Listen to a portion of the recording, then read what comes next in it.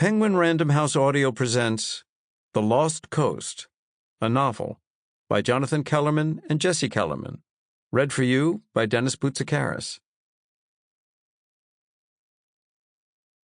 To Faye, Jonathan Kellerman. To Gabriella, Jesse Kellerman. 1. Chapter 1. I'd been off the force and out on my own for a year when I got a call from Peter Franchette. We met in downtown Oakland at the same sushi restaurant where I'd last left him on a rainy afternoon, sitting across from a sister he'd never met. I tracked her down for him, a bit of extracurricular activity that was part of why I was off the force and out on my own. The summer sun was harsh as he stepped in from the street. "Sorry I'm late." "Not at all. You shaved your beard." "And you grew one." I'd grown my hair out, too.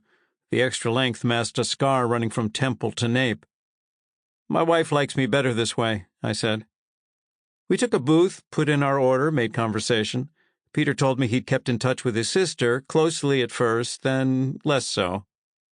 "She has her life, I have mine." I nodded. "And you?" he asked. "Charlotte must be, what, 4.5? "Good memory. We have a son now, too, Miles." I showed him my phone. "What a bruiser. Am I wrong, or does he look like you?" "Yeah, he's a clone." "Cute. So how's life as a private citizen treating you?" "Can't complain. Thanks for meeting on short notice." "No problem," I said. "What can I do for you?" "This kid I mentor, Chris Villarreal, super bright guy. His company does interesting stuff with AI and traffic grids. Anyhow, he showed up to a recent meeting looking pretty distraught. His grandmother passed and named him executor of her estate, without warning him. Always a fun surprise. From what I gather, there's not much in terms of dollars. It's just disorganized, and he's run across some things that don't feel right." "How so?" "You'd be better off hearing it from him." "Has he spoken to an estate attorney?" "I set him up with my person. She thinks it's not worth the trouble. Chris should drop it." "Sounds like good advice." "I think it's a matter of principle. He and his grandma were very close. The lawyer was the one who suggested a private investigator. She had a name, but I thought of you." "Appreciate it." The server approached with our food. I split a pair of chopsticks and sanded them together. "Have him call me." "Great." Toward the end of the meal, he said, "You know, you never cashed my check." The check in question was made out to my daughter for $250,000, a reward for my efforts. At the time, I was still a county employee, sticking to the rules, most of them. Crazy money for the job. Peter's venture capital success had earned him more than I could imagine, but mega-rich isn't necessarily mega-generous. "I tried to," I said. "The bank wouldn't accept it. They said it was too old." "When?" "Last year." "What did you wait so long for?" "I didn't want to get fired." He shook his head. "What'd I get for using paper?" "Well, look," he said, digging out his phone. "At some point I decided you weren't going to deposit it, so I made an end run." He began tapping at the screen. For a moment I thought he might zap me the money electronically, $250,000 in a quadrillionth of a second. Instead, he turned the screen around as if to show off pictures of his own kids. I saw a banking app with one account labeled Charlotte Edison 529 plan. Technically, it's in my name. I didn't know her social. Happy to transfer it whenever you'd like. You can see for yourself it's done pretty well. The balance was $321,238.77. "What do you think?" he said. "I think I should remind you," I said. "I have a son now, too." Chapter 2. I met Chris Villarreal at his grandmother's house in Daly City, a suburb of San Francisco also known as Little Manila. Her neighborhood, scaled with post-war tract housing, was walking distance to the Asian bake shops and markets along Mission Street. He'd arrived early.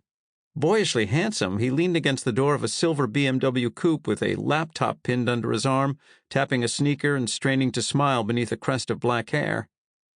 Branded startup T-shirt, the Bay Area's tribal signifier.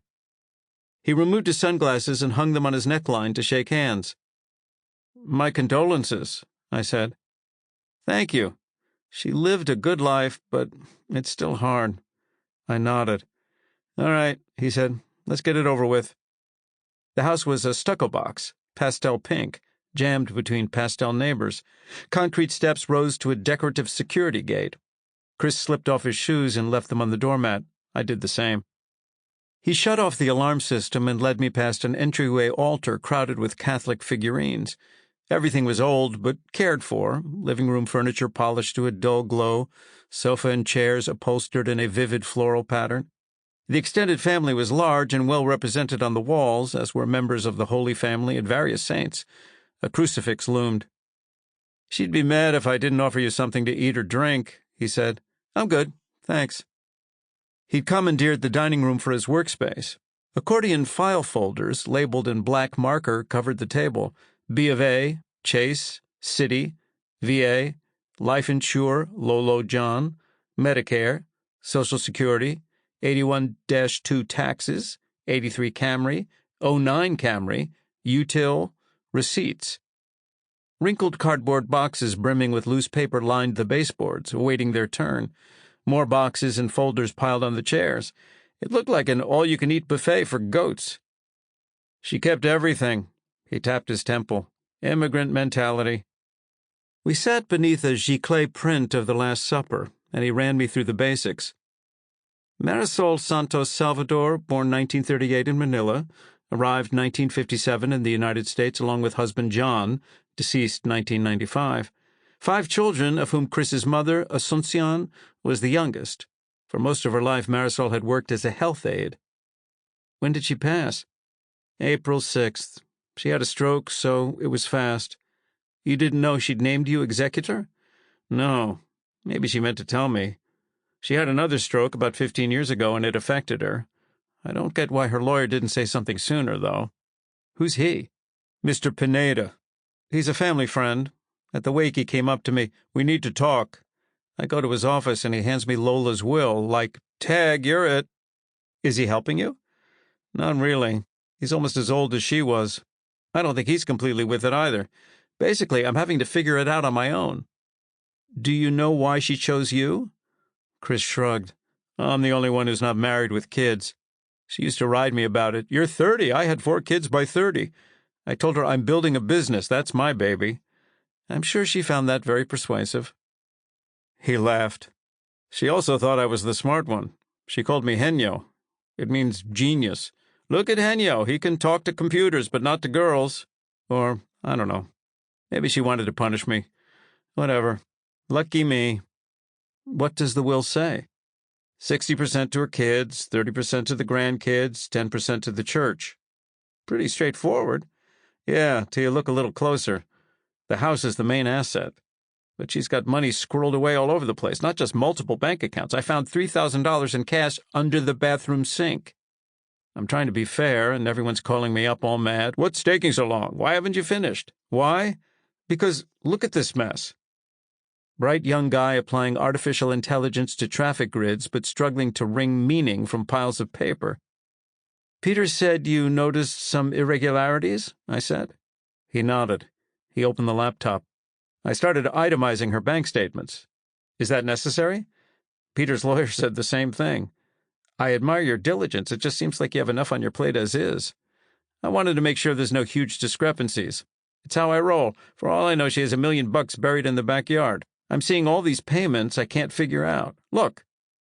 He showed me a QuickBooks entry from March 17th, a check for $135 to SFRA.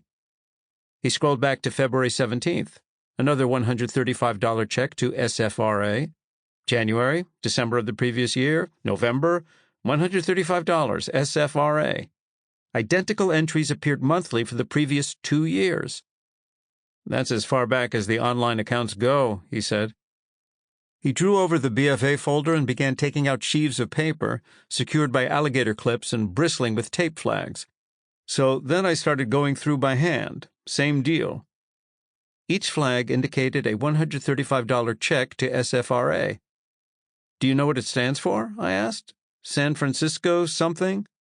"I tried Googling it. I get so many hits it's useless." "How many payments are we talking about?" "The earliest I could find is from 1996. All in all, it works out to around $47,000. It might not seem like much in the grand scheme of things, but she wasn't a rich woman. She wasn't poor either, I gotta say that, or she's going to descend from heaven and scream at me. Sample complete. Ready to continue?